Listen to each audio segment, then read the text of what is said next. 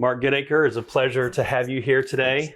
Pleasure to be here. Thank you so much for the invitation. Let's talk a little bit about your background. So from England, studied at Oxford, there for 10 years, and then went on to Birmingham and taught for 10, and then arrived at Duke 20 years ago yesterday. Is that correct? Yeah, it is. Yeah, I got an email from one of my former teachers, E.P. Sanders, and he said, are you interested? There's no way you're interested in moving to America, is there? Because we've got a job going at Duke and we'd like you to apply. So I did, and I thought nothing ventured, nothing gained, and I'm still here 20 years later. Yeah, still you here. Must have done something right.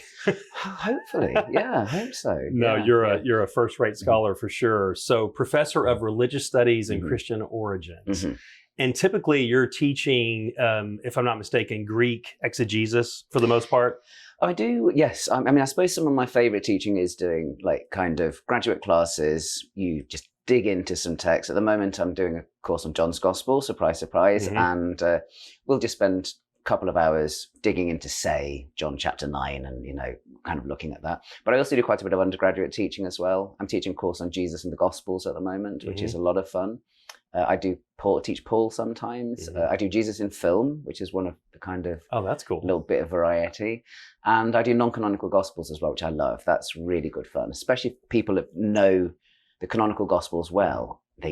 Nobody knows the non-canonicals. That's always fun. And you do have the book, The Gospel of Thomas, is one of your books. I do, yeah. And then you have The Case Against Q. And then this book, hot off the press. Yeah, hot off the press. So the Fourth Synoptic Gospel, John's knowledge of Matthew, Mark, and Luke. And that's a lot of what I want to talk about today. Cool. So let's just dive in. So synoptic, synonymous, for many years, I guess the consensus up until the mid 20th century was that John was very familiar and utilized the synoptics. Right. But then it changed. All changed. The second half of the 20th century, you get a very influential scholar called C.H. Dodd. I think C.H. Dodd is the person who's most responsible for seeing John as independent of the synoptics. And it really, really stuck. His view of things, which is basically that John drew heavily from oral tradition. There was these oceans of oral tradition around, and John is just drawing from this. And that for him precluded any sense that there was a literary agreement. And so many of the great works on John's Gospel in the second half of the 20th century were from people that thought John was independent. And it's the same time as you've got the idea of a Johannine community that's kind of separate from the rest of early Christianity, almost like a sectarian community, isolated from the wider world. So just as you've got an isolated Johannine community, you've got an isolated John's Gospel. I think kind of both of those models were wrong. I think the isolated community model is wrong, and the isolated John's Gospel is wrong as well. So what about the person that would say, well, John was written much later, decades? Would you say in the general consensus is at least 20 to 30 years after the synoptics? So I think it probably isn't that long after. Okay. I think that Luke has to be written the latest of the three synoptics. I think he used Matthew and Mark. And for me, that pushes Luke to the end of the first century, even possibly beginning of the second. And if John, as I argue here, is using Luke as well as the others, that means that I'm kind of early second century for John, certainly not decades after them. I would say possibly quite recently after they've been written, but who knows? I mean, sometimes people think that you have to have 2 or 3 decades for someone to get to know something. I mean, I can get to know a book in 6 weeks. Get it to know really well. So I mean, who knows? Well, and he lived that experience, right? I mean, John is being, one of the 12. So let's talk about just the synoptics as well as some of the similarities and differences with John. So of these 4, we had John, clearly one of the 12, as was Matthew, the tax collector. But then we have John Mark, who really is the scribe for Peter. And you often or usually refer to that gospel as the gospel of Peter, correct? Or not? Are you? Not really. No. I do think that it's possible that Mark's gospel has a link with Peter. I mean, Papias was already saying that in the early to mid 2nd century. So that goes early. 1 Peter 5:13 as well. My son Mark. So you've got these links between Peter and Mark. And then when you look at the text of Mark's gospel, Peter is really prominent. He's the guy. He's first on the scene. One of the very first miracles that Jesus performs is healing Peter's mother-in-law. So I think there is a link there somewhere. I doubt myself that it's direct in the sense, I don't think it's Peter himself with John Mark, kind of dictating or anything like that. Okay. I think it's a bit more indirect than that, but I think we can trace the origins of Mark to Peter. Yes, I do believe that. Yeah. And so with Peter's letters then, and you mentioned he does refer to John Mark, but he also refers to Silvanus. Would you say that's Silas? Yes, I think so. Okay. Yeah. And do you think Silas was his scribe? I don't know. I mean, it's one of those things where there are certain questions which I'm happy to leave in the unknown area. Right. So I think it's partly an occupational hazard because I like to make bold claims when I'm confident. Yep. I was confident that Q didn't exist. I'm still confident of that. I do not believe in the existence of Q, and therefore I was willing to be bold and say I think Luke had a copy of Matthew's Gospel. I'm absolutely convinced that John knew the Synoptic Gospels, so I'm willing to make that bold claim. With other things, I'm happy to say maybe. Right. Well, just with the lived experience of being one of the 12, he's the only one still alive at the time when he writes this gospel. So, I mean, why not just simplify and say, well, he was there. Everything they discuss, he was an eyewitness to for the most part. Or is that oversimplification? Well, for me, I think it's unlikely that the author of the fourth gospel was an eyewitness. I mean, I think there is that claim that's founded on the idea that the beloved disciple, the author of the text, is somehow a witness to the events. That claim is there. And it has a historical root, I think, insofar as Jesus did have these three close disciples, Peter, James, and John. And I argue in this book that the beloved disciple is supposed to be John, son of Zebedee. It's an idealized version of him, but it's still supposed to be him. So I think there's a historical root there, but I think a lot of what's going on is the author of John's Gospel is trying to depict for us the ideal witness, the ideal disciple, someone who is right there at Jesus's side. He's there at the cross. He's followed Jesus faithfully to the cross. He's at the tomb. He's at the resurrection. So this is like a model disciple and a model witness seeing all these key events. And I think it's John 19 when Jesus is pierced and he says, and the one who saw this bears witness to this. Yeah. And go ahead. No, that whole theme of witness is absolutely key in John.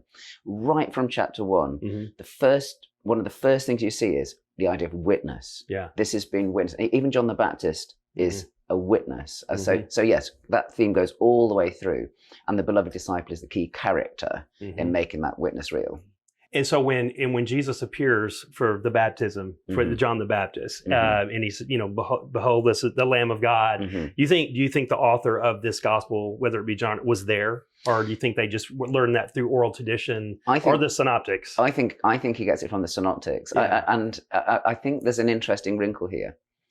In the Synoptic Gospels, John the Baptist is preaching a baptism of repentance for the forgiveness of sins. In John's Gospel, when it comes to forgiveness of sins, all the stress is on Jesus. Jesus is the one who forgives sins. So John the Baptist in John doesn't say that he's baptizing for repentance for the forgiveness of sins, but he points to Jesus as the Lamb of God who takes away the sin of the world. So the sin element is still there, but in John, he's pushing this towards Jesus, which the author of the fourth gospel thinks is the right place to put it. And you can see the Synoptic authors struggling a little bit with the baptism of John because, there must have been early Christians who said, hold on a minute, a baptism of repentance for the forgiveness of sins, and now Jesus is being baptized. So you can see the Synoptic authors saying, no, but this was just something that was done to fulfill all righteousness. Reader, don't worry about this. So I think you've got that. But then in John's gospel, he doesn't actually narrate the baptism. He just narrates the aftermath. This dove descending on Jesus, and this amazing saying that you rightly pick up, that the Lamb of God taking away the sin of the world. Very Johannine thing to say. Yeah.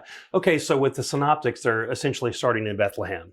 John starting at the eternity past. And you go back to Genesis, the triune God, hovering over the waters, the darkness, let there be light. He creates the spoken word. He creates humans in his image, his likeness, and all that. And for John, then these themes of water and light are everywhere. Absolutely. And he starts off in chapter 1, in the beginning was the word, the Logos. Yes, absolutely. And so it's like he's going back to that creation account. And it's interesting just throughout, like when you see the story, I think it's John 6, with Peter, with Jesus walking on water. Right, yeah. So Peter is not present in John's gospel, right. Nor in Mark 6. That's right. But in Matthew, I think 14. Yes, yeah, Matthew 14. He's there. Yeah, that's right. Which is interesting. So it's almost like there's a play among these authors of, do we outdo one another in a sense? Like I'll never forget when John's describing, the empty tomb when the women come, they tell, and they run there, and he wants to point out that essentially he outran the beloved disciple outruns Peter. He outran him. And so with the Synoptics, and I know I'm all over the place, but I love this because my mind is racing. I have so many questions for you. So they're mentioning John. By name. Yeah. And then, of course, he never refers to John. It's just the beloved disciple or the one whom Jesus loves. Right, which is suspicious, I think. I mean, because there are some people, like Ben Witherington III, he thinks that the beloved disciple is Lazarus, and he makes a strong case that it's Lazarus. Other people have said, is it Nathaniel? Is it Thomas? James Charlesworth says it's Thomas. James Tabor thinks it's James, the brother of Jesus. So you have all of these different options. But one of the things that's so striking about this character of the beloved disciple is that you never have him standing alongside John, the son of Zebedee. In other words, the very fact that John, son of Zebedee, is not named in the body of the gospel is conspicuous, I think. I think that's important. I mean, the sons of Zebedee are finally mentioned at the beginning of John 21.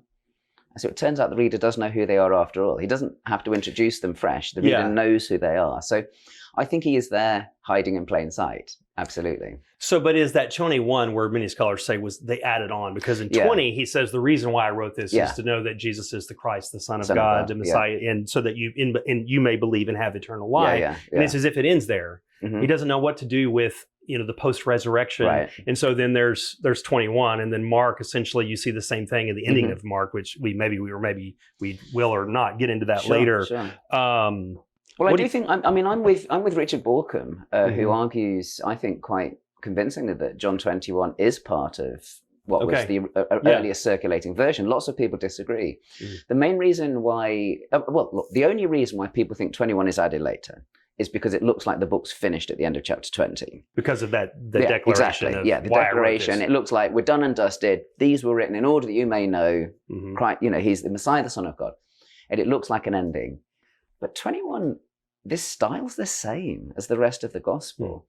And plenty of books in antiquity, and not just in antiquity, have epilogues. They have an epilogue. I mean, we even do it today in our films. Like sometimes it looks like the story's finished, and then we have a little epilogue. If you've watched the Fellowship of the Rings, from the Peter Jackson films, it's like there's about 5 endings. I mean, and the thing is, one of my teachers, John Ashton, pointed out once that it's not just John 21 that's like a fresh ending. If you read John 20, each passage would be a perfect end to the gospel.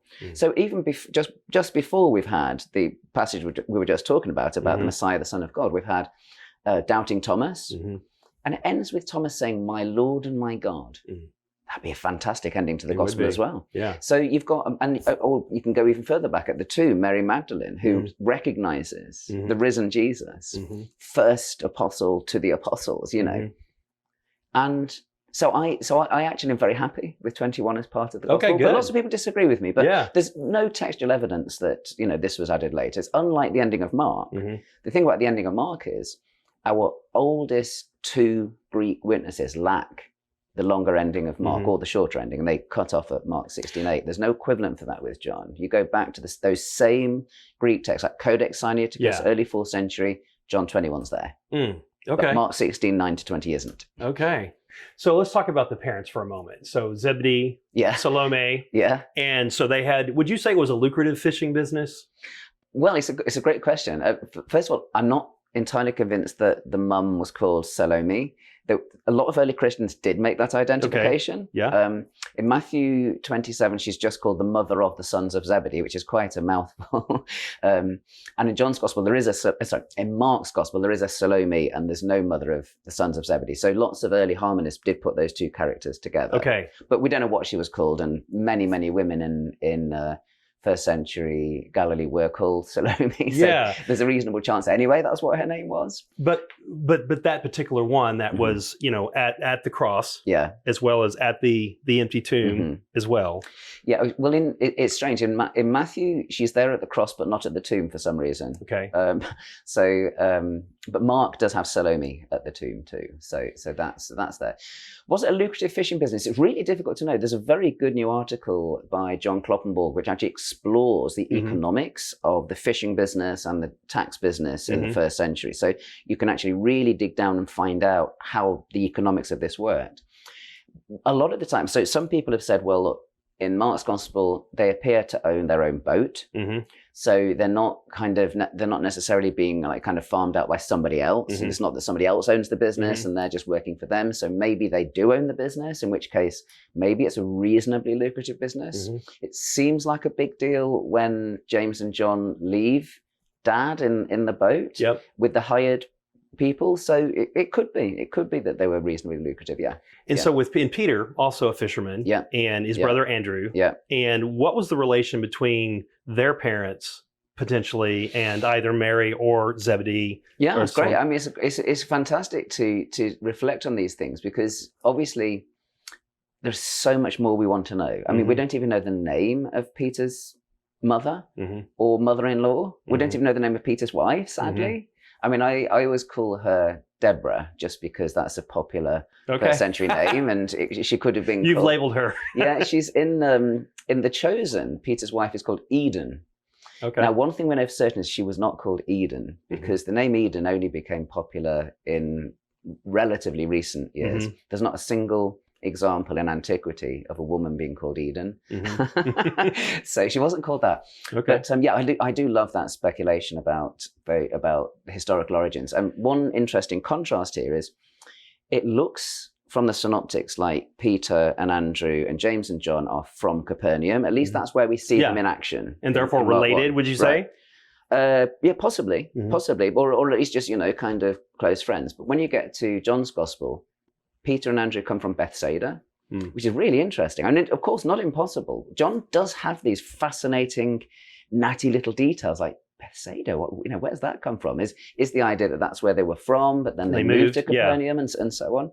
If so, then you've got a parallel with Jesus, because, most scholars do see Jesus coming from Nazareth. It's already there in Mark chapter 1, and he moves from Nazareth to Capernaum. So did they do the same thing? It's be a fun bit of speculation if so.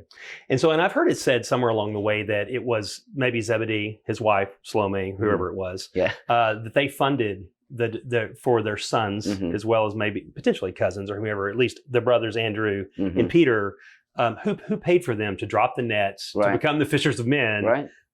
It is one of the interesting questions about Christian origins and about specifically the Jesus story is how was it financed? I mean, we get that interesting hint in Luke 8, where we get Mary Magdalene, Joanna, and Susanna. And these three are said to have actually helped in the kind of ministering to Jesus. Like, it looks like there's a financial element to that. In fact, already in Mark 15, we have a mention of Mary Magdalene and two other women who also have followed Jesus from Galilee and ministered to him. So some of the funding clearly comes from there. I mean, it's a big question, because, I mean, it's going out on the road. I mean, it's a big thing. I mean, Jesus says in the mission discourses, he'll say, go and eat whatever's put in front of you. It's like when you're out on mission, just, any house that welcomes you, go in, bless them, share their food. Well, and I could see how the Roman authorities, who taxed the businesses somewhat heavily, I would assume, they were paying, I'm sure, would pay attention to you have these two sets of brothers, I guess, successful fishing businesses, and now your top two in each or four walk away. So now the burden is left to other workers or other siblings or family or whomever, and to just think, well, what are you guys doing? Like, what are you up to? Which then makes where my thoughts go now are, so with authorship, okay, so and we're specifically talking about John. So we see in I think it's Acts, is it 4:13 where John and Peter are basically called fools or illiterate? That's right. Okay. Agrammatos in Greek. Without letters. Okay. So if that's the case, And I mean, if the business was successful, I mean, what are the odds of these brothers, whether it be Peter and Andrew or James and John, sons of Zebedee, to actually have a rabbi formal training to be literate? Because if I'm not mistaken, isn't it somewhere between 5 and 10% of the people from that area were literate? I mean, 90% couldn't read or write. That's right. Yeah. And it's unlikely that Jesus's disciples were literate. I mean, one of the fascinating things, you get this more in the Synoptics than in John, but you notice there's frequently a contrast between Jesus's group and the scribes and the Pharisees. Now, the Pharisees thing is interesting in its own right, because that is a known party from antiquity. Josephus talks about them, so that they're a reality. But that bit, scribes. Why do we keep hearing about the scribes? And it's almost as if there's a contrast going on between the literate elite, these scribes and Pharisees, and Jesus's homespun, heavenly kind of wisdom. I mean, Jesus is depicted as literate in Luke's gospel. He has a scroll of Isaiah and reads from it. But none of the other disciples are ever depicted as being literate in those contexts. And Peter and John, like you say in Acts, are without letters. So that's kind of interesting. Well, something else is fascinating to me. So from the cross, Jesus says to John, this is your mother, referring to Mary, his mother. And he says to Mary, this is your son. And tradition tells us that he did care for her and that John takes Mary to Ephesus, correct? Yeah, that's what tradition says, yeah. I mean, of course, lots of people would dispute. I mean, I think that John is basing the beloved disciple character on John, but we have to be clear that some people think that that's not the case. I mean, John's always very careful to say, the author, I should say, the author's always very careful to say the one whom Jesus loved. He doesn't ever, identify him specifically with John. But tradition quickly did make that identification, and I think correctly. One of the chapters in this book I've called The Beloved Disciple for Readers of the Synoptics. And saying, if you knew Matthew, Mark, and Luke, which I think all the earliest readers of John did, if you knew Matthew, Mark, and Luke, how does that character of the beloved disciple appear? You would just start asking that question. And there's a reason why tradition landed on John. Yeah. Because they were readers of the Synoptics as well. They, I think the author of the Fourth Gospel is inviting you to make that identification, but he's being a little bit coy about it as well. Because I think one of the things he wants to do is make the reader think, I want to be that kind of disciple. I want to be that faithful. I want to be there leaning on Jesus's chest. I want to be there at the cross. I want to be there at the resurrection. So I think that is there's definitely a depiction of an ideal disciple there that the reader is supposed to aspire to. Well, because with the other disciples, they're just more or less, it's the narration, whereas with John, he takes it a step further, whereas the narrator actually enters into the story. Yeah. And he's more bold too. Yeah, absolutely. So 1:14, I mean, people always focus on the word became flesh, which obviously is the real bombshell, which, in John's prologue. But then later in the same verse, and we beheld his glory. We saw his glory. So he is in the first person plural there. And one of the things that I like to draw attention to, a lot of people have missed it, is that in Luke's story of the Transfiguration, in Luke 9, they saw his glory, Peter, James, and John. So this is like taking that synoptic narration and putting it on the lips of the author of the gospel. And he comes back and uses the first person plural again right at the end of the gospel in the passage that we were talking about, where Jesus is seen to be the Messiah, the Son of God. So with this author of this fourth gospel, let's call it John, the beloved disciple. So the audience, so if he's writing from Ephesus, correct? I mean, would you say that's the consensus or not? Where do you think he's writing from? Okay, well, all I say is I don't know. Okay. I've got some don't knows. Yeah. Ephesus is as good an option as any, and in some ways better because it does have that tradition. There is a tradition, it's as early as the late 2nd century that John is connected with Ephesus, but it could have been a guess. Okay. And the thing is, when you get a good guess at an early point, it will stick. So John could have been from Ephesus, yeah, definitely. But I wouldn't say for certain. So if he wasn't writing from Ephesus, where might he have been writing from? I've no idea. I mean, it could be Rome, it could be Corinth. I mean, the one thing that is probably one of the most fascinating mysteries about John is that even if he's writing from Ephesus, how does he know Galilee and Judea so well? Because he does say things like, the pool of Bethzatha, where you've got twin pools and you've got five porticos, you know. And then, you know, we talked about Bethsaida already. Cana comes up for the first time in John 2, and then it comes back again in John chapter 4. We have the pool of Siloam in chapter 9. So we have all these interesting geographical details, you know, and there's a contrast there with a lot of second century Gospels, which can often, so Gospel of Thomas, for example, way less precise. You'll get a mention of Judea, a Samaritan, and that's almost it. Israel gets mentioned, I think, only once in Thomas, but there's no Nazareth, Capernaum, Bethsaida, let alone Pool of Siloam or Pool of Bethzatha or any of these things. So geography is really difficult because people quite early on forgot, you know, where things came from, or they didn't know. So, yeah. Well, it's interesting. You mentioned Cana, and so that's one of the wedding at Cana, the first miracle. Yes, yeah. Why do you think John is the only one to bring that up? Because the Synoptics don't have it, and he does. Yeah. And this goes back to origin, or maybe potentially where he's writing from. Because I know in many of the major cities, you know, the paganism, the pagan temples, Dionysius, the god of wine, chapter 2. So by Jesus turning the water into wine, it's power over nature as the God man, God in the flesh. But it's also, I guess, to the pagan audience, is he just did what Dionysius could not. Yeah, and I think that's highly likely that, you know, that's one of the reasons why it's there up front and center at the beginning of John's Gospel.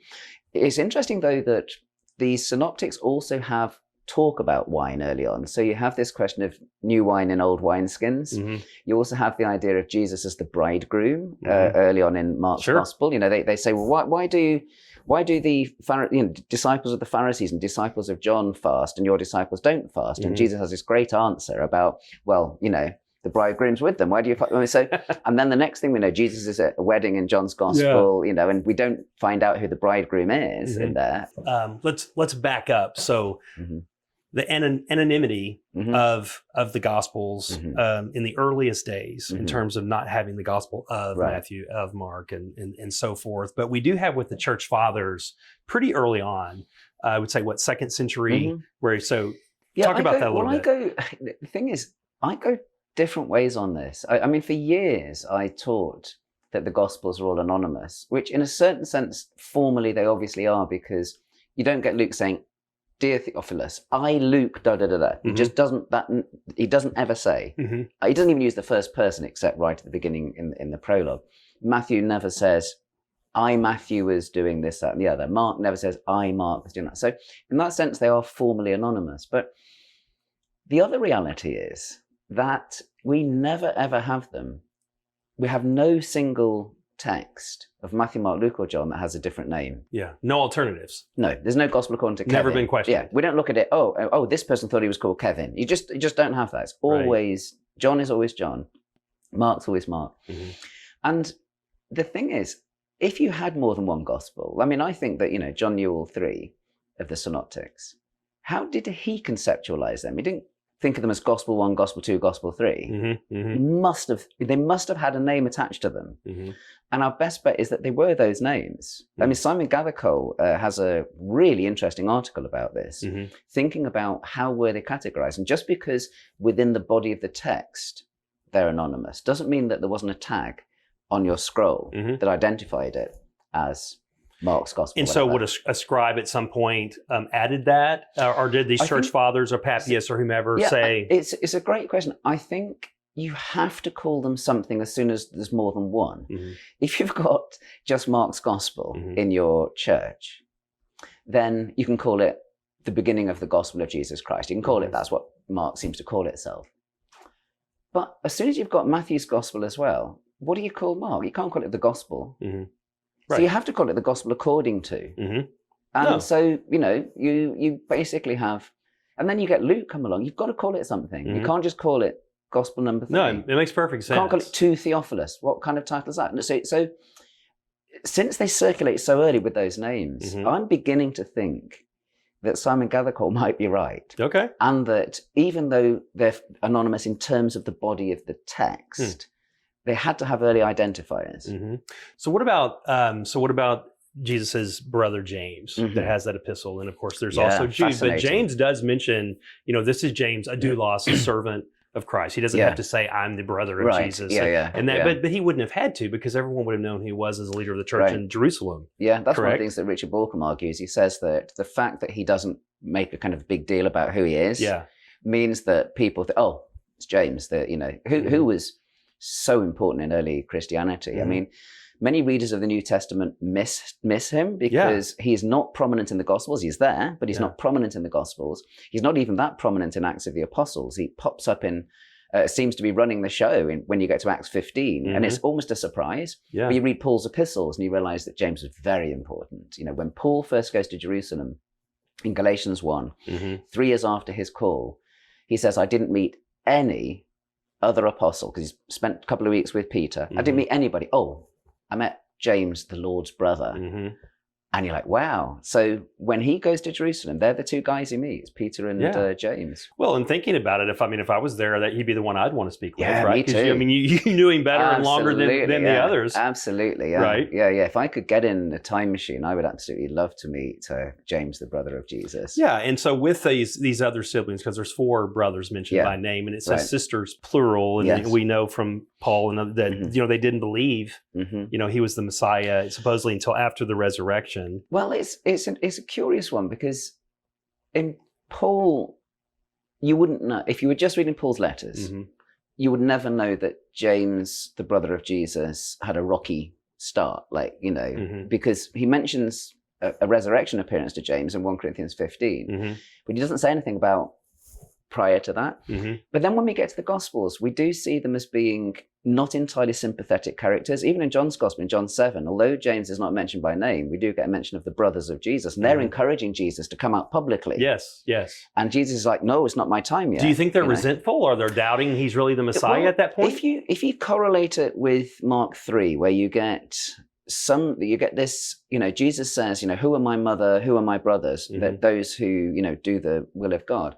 When you look at that, you think, well, there's definitely a tradition there that the blood relations were not as close to Jesus as some of the new, people in the movement. So, but clearly, whatever the history was, they came round. I mean, 1 Corinthians 9, the brothers of the Lord, Paul says, were out on mission, So, they were going around evangelizing, and it's so taken for granted. He doesn't even have to explain who they are. The Corinthians know it was well known and I put 1 Corinthians in the 50s, early 50s. So it was well known within 20 years of Jesus's death that these disciples were out, brothers of the Lord alongside them. Fascinating. Well, and with 1 Corinthians 15, so you put that in the 50s. Yeah, I put 1 Corinthians in the 50s. Yeah. What is fascinating about 1 Corinthians 15, I think, is that Paul says he says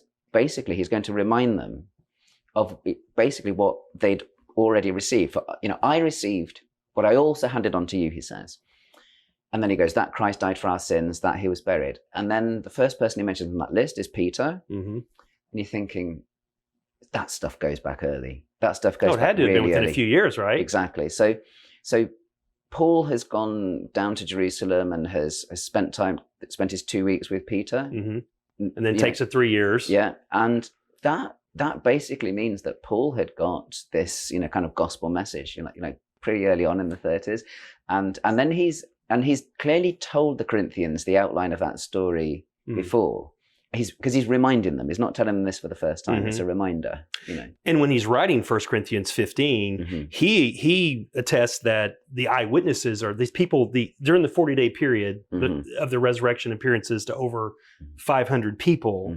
He is saying, but many of these people are still alive, and it's interesting how he claims to be an apostle, but he's not on par with the original 12, correct? Last of all is to one untimely born. Yeah. Now, was that because it wasn't the physical manifestation or appearance of the risen Lord, but it was more or less a vision, would you say? It's a fun question, because Paul is so insistent that, he has seen the risen Jesus. There in 1 Corinthians 15, but earlier on in 1 Corinthians 9, am I not an apostle? Have I not seen Jesus Christ our Lord? So Paul aligns his experience with others, even though he acknowledges he was last of all, and this was almost out of time as to one untimely born.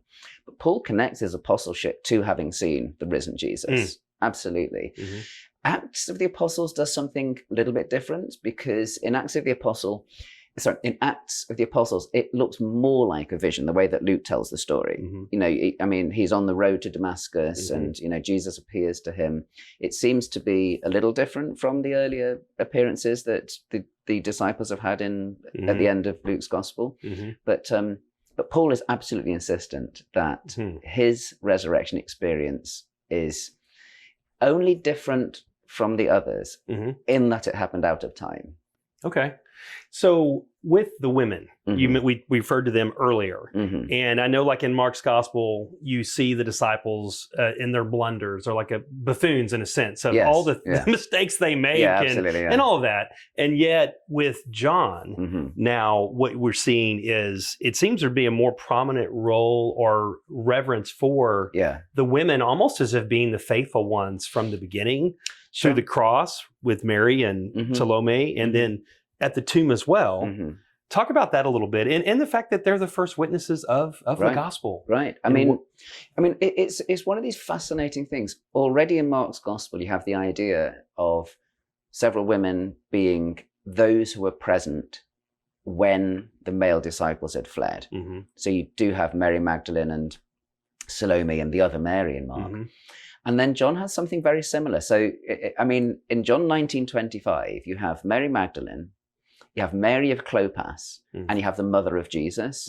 So you have three women all called Mary. John never names the mother of Jesus, but he certainly knew her name, because he talks about Jesus as son of Joseph. So he clearly knew what her name was. But like the beloved disciple, he doesn't tell you her name. But anyway, so John 19:25, at the cross, you've got these three Marys. And then at the tomb, we only get Mary Magdalene named in John's gospel, but we know that John sees the others as being there. He's presupposing the synoptic narrative, because Mary says, we do not know where they have laid him, where they're assuming at this point that someone's taken Jesus' body away. And we do not know where they've laid him. So John is presupposing that there were more than just Mary Magdalene there, but he's focusing his narrative specifically on Mary. John often does that. He likes to pick out one person to focus the story on. If you think of the anointing story, in Mark 14, it's just some people there that complain. In John's gospel, in John 12, it's Judas that complains.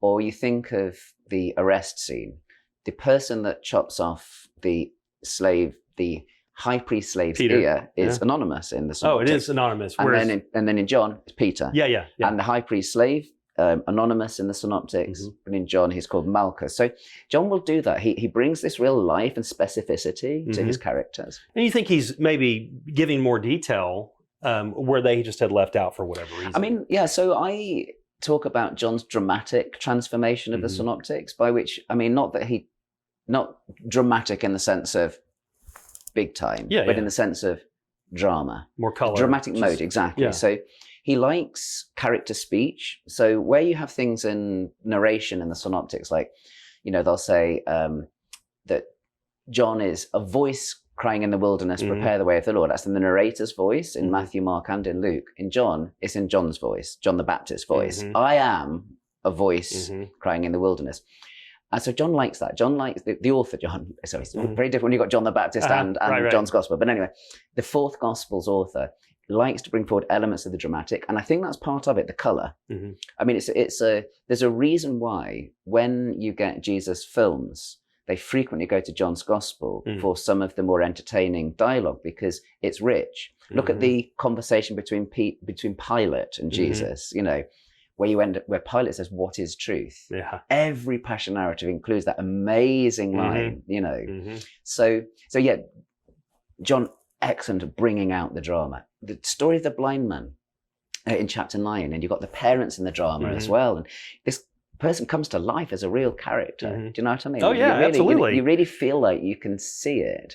Well, and I see it explicitly with the new names introduced, as well as the extra details that we've been talking about. But going back, so we talked about Canaan, we talked about the Dionysius and the water into wine, doing what Jesus could not.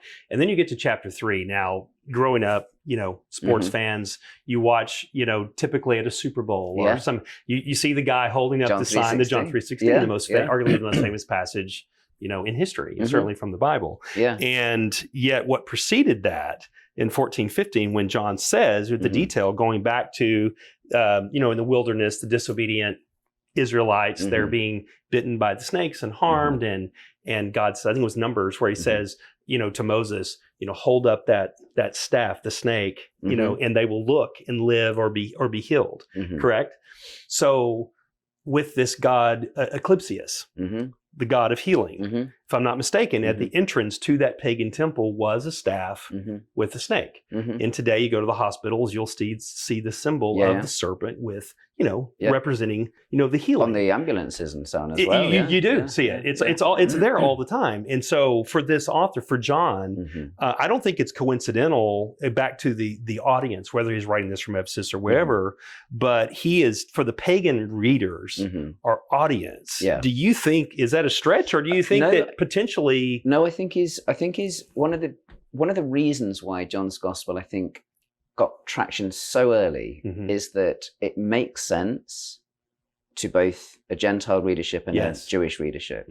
So if you knew nothing about Judaism, say you are a Gentile who has been worshiping your local God, and then you start reading or hearing John's gospel. John explains all the little things that he thinks that the Gentile reader might not know. So, when he introduces, things like, the Jewish feasts, he'll say, oh, by the way, this was a festival of the Judeans. I mean, so you get these little notes.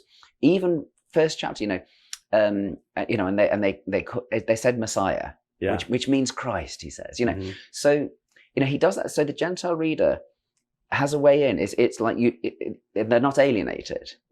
But equally, if you're a Jewish reader, there is so much richness in John, where if you knew about the Feast of Tabernacles, for example, and knew that, this is a great feast of lights, and then Jesus gets up and says, I'm the light of the world. And so it rewards, the gospel rewards the reader that understands Judaism, but also it rewards the reader who knows nothing about it. And then, of course, we've got the really natty problem, when I say it rewards the Jewish reader, there's also many Jewish readers will be alienated by John because of the way that he talks about, and it's usually translated the Jews, but I'm one of those that thinks it's better translated the Judeans, because I think often there is a geographical element there. So, we have to acknowledge that that's there as well, that will make a lot of Jewish readers uncomfortable.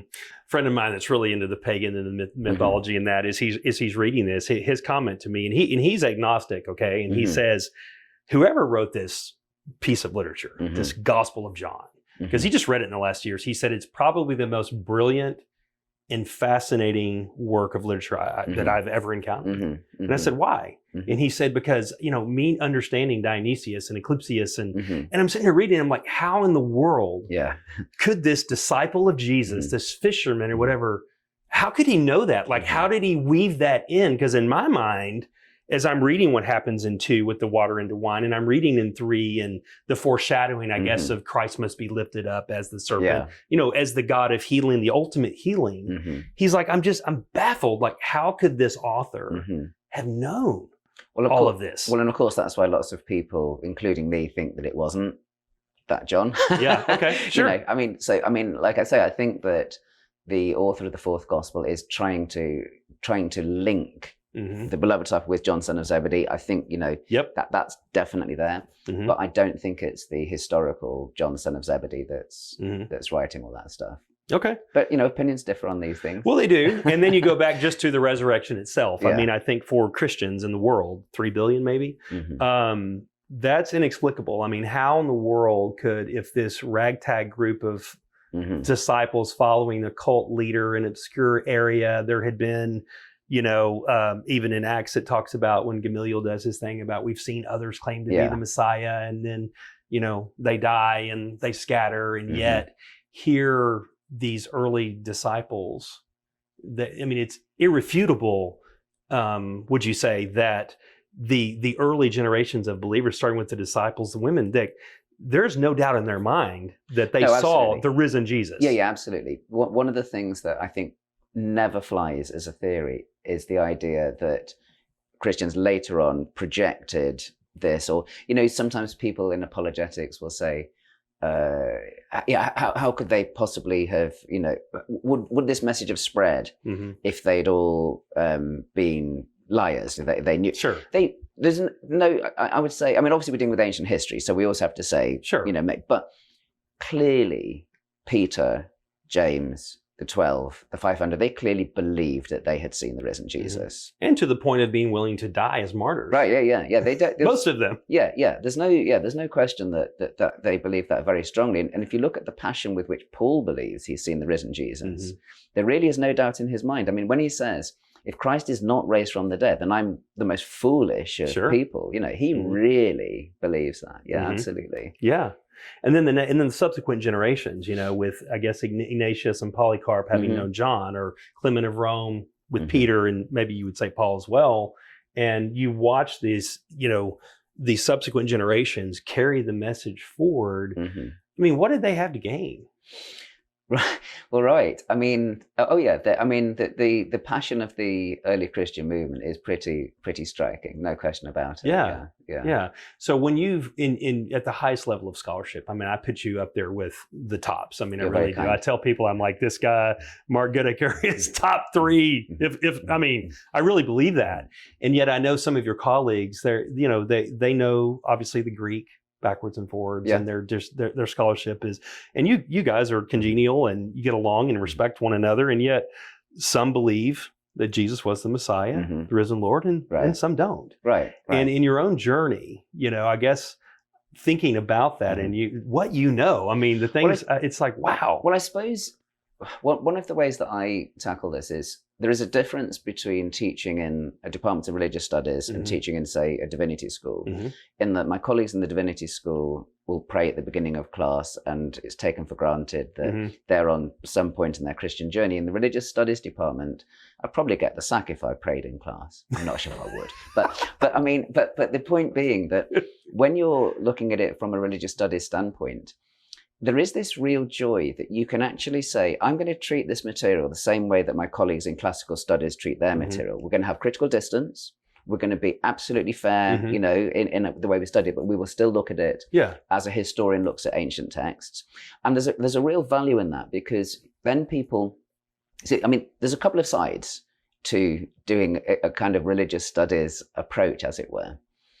And that is, you have the critical distance, but you also, on some level, have to have empathy for the materials. If sometimes people think that scholars of religion are all there to, tear it up, and set it on fire, and I think that's generally wrong, because I think even colleagues who have no personal faith stance, they frequently need to be empathetic with the materials they're studying, or at least have an understanding for the people behind them. Because if you don't, you won't be a very good scholar. You have to have both the critical distance and that kind of sense of empathy. Yeah.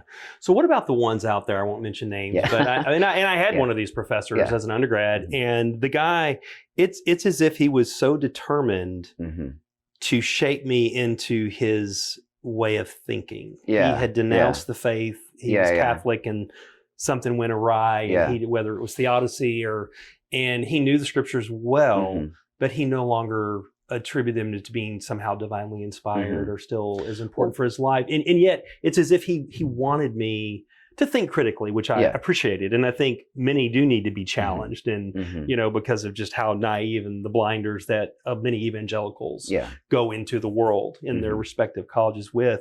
So I guess my question is, what about the ones that seem to be so determined for them to think the way they think? Well, it's we all do it. Yeah, I suppose the thing is, I think it cuts both ways. Yeah, I think you have people who are evangelistic for their biblical scholarship is all about trying to persuade people, and they're doing the same thing. And then we have others on the other side. I think the way that I like to think of doing scholarship, though, is I like to think of it as a communal enterprise. So anything that I say in the classroom has to be intelligible to the atheist, the agnostic, the evangelical, the Catholic, as well as the Muslim and the Jew. And if I say something that is not based on evidence and good argument, then I shouldn't be saying it. And so talk that way to my students as well. Say, imagine when you're giving your paper, you're giving it to a mixed audience. Yeah. And it helps. I think that helps you to be a better student, a better scholar, if that's fair. Yeah. But I know obviously the kind of thing you're talking about, and we all are, loaded up with our own biases and prejudices and so on. And some of the time we're actually even aware of them. Yeah. But we should still aspire to be good scholars that speak to everyone in the room, and not just the militant atheist or the zealous evangelical or whatever. No, I agree. Well, and I think the difficulty of the resurrection, because I know many scholars, historians, kind of refuse to talk about it. And I think for a while you didn't either, and then something changed. Yeah, I actually, when I used to teach historical Jesus, I always stopped before the resurrection because one of my teachers, Ed Sanders, was like that. When he taught it, he would say, well, this isn't something that a historian can properly approach. What changed my mind about it was that it occurred to me that in many biographies, we have a last chapter which is all about that person's reputation after their death. The legacy. The legacy. Yeah. Exactly. So not to talk about the resurrection means that you're missing out a key part of the Jesus story. There's a reason why we're still talking about him. And it is because of belief in the resurrection. So I decided that had to be part of the conversation. And actually, I think it's the bit that the students enjoy most. I would think so. Because it is just it's just utterly fascinating. And it's worth pointing out the way that Mark's gospel depicts the resurrection story, with no stories of the appearances, at least in the earliest versions of Mark's gospel. He does depict it as a mystery. I mean, we know how Mark solves the mystery. He thinks that Jesus has been raised from the dead. We know that. I'm not denying that. I'm not saying that Mark doesn't believe in resurrection from the dead, but he presents it as a mystery. He doesn't say that the stone rolled back and Jesus came walking out of the tomb. What he does is he fast forward from what we would call Good Friday to Easter Sunday. And then he just tells you the story about something's happened while the camera switched off. The women arrive at the tomb and these stones already rolled away. It's a brilliant piece of exciting literary, the way you frame the story. You draw the reader in, and then of course Matthew, Luke, and John make that same choice. They don't need to tell the story there. There are other ways of telling the story of the resurrection. 1 Corinthians 15 gives you an example of another way to tell the story, but they all begin it by saying this is a mystery that's happened at the tomb. Camera was off, and then we're going to unravel what's happened for you. So I mean, depicting it as a mystery is already there in the ancient text. And it's interesting because what leaves room for the imagination. So I know in the one encounter when the woman, I think it was one of the Marys, thought it was the gardener. Mary Magdalene, and in Mary Magdalene, and in my mind I'm thinking, back to the garden. The God of creation. Evoking that. I mean, because John's gospel is the one that places the tomb in the garden. And of course, I think it also, in a fun way, alludes all the way back to, the Jesus being the true vine in 15. I'm the true vine and my father's the gardener. He evokes that fascinating. That stuff. And I love that because it does leave room for the imagination, but that's tied to scripture and the stories that we've encountered to go, wow. As we're wrapping up, one question I asked of most of my guests, regardless of their discipline or expertise, is how they think they'll be remembered and how they would like to be remembered. That's a good, I know it's okay. So insofar as I have a reputation for anything, it's as being a bit of a contrarian. In other words, if I was actually at a dinner once where there were 11 people around the table. And the person that was hosting the dinner said, okay, who wants white wine? And most people put their hand up. And they said, who wants red wine? And I was the only person to put my hand up. And a colleague of mine said, it's typical of you, Mark, being a contrarian. Now, I resist that a bit, because the reason why people say that is because when I wrote my book, The Case Against Q, Q really was absolutely consensus in the field. And there's still tons of people believing Q. I'm not saying it hasn't, but the needle's moved a bit. But many do not. The needle's moved a bit. And other, people have done the same thing. But so I see why people see me as a contrarian. And then people with the new book, they'll go, well, there was if not a consensus, certainly a majority view that John's independent. So Goodacre has to come in and say, well, he knows the others. So there is that. I agree that I have got a slight spoil sport tendency. I want to question consensus. I want to, kind of ask the difficult questions about, if something is just accepted as a norm. But I like to think that it's not just about saying no, it's actually about saying yes to something. So I don't see my work on Q, for example, so much as destroying Q, as opening up a fresh way of looking at Luke's gospel. You read Luke differently if you see Luke as someone who's used Matthew and Mark. You read Matthew differently if Matthew's not using Q. And I think the same thing with John's use of the synoptics. I'm not trying, I don't think, to be negative and say, oh, John is, I'm not talking about what John isn't, which is independent. I'm more talking about what John is, which is something that you can read profitably alongside the Synoptic Gospels. But I don't know. I think I'm quite happy with the idea of people thinking of me as being a bit of a maverick. I think I suppose I don't want to be, a kind of boring scholar that just says... You're anything but that. Right, thank you. I don't really want to I'm not the kind of person that says, today I'm going to research X. What's your view on that? Oh, I haven't got one. Usually when I go in to research something, it's because I've got something I want to say. It's because it's something I'm interested in. It's why I think I probably could never write a biblical commentary, because I don't think I've got something interesting to say about every single verse in whatever book I chose. I bet you could do it. I could try, but I don't think I could pull it off. And so I would rather write about the things that I'm interested in. Well, I'm glad you've written this new book, the Fourth Synoptic Gospel. I think it's outstanding for our viewers, for our listeners. Be sure to pick it up. Also in the description, be sure to look at the links to the NT Pod, which is Mark's outstanding podcast. Well, it has truly been a pleasure. I will look forward to doing it again. Pleasure's all mine, Todd. Thank you so much. Take care.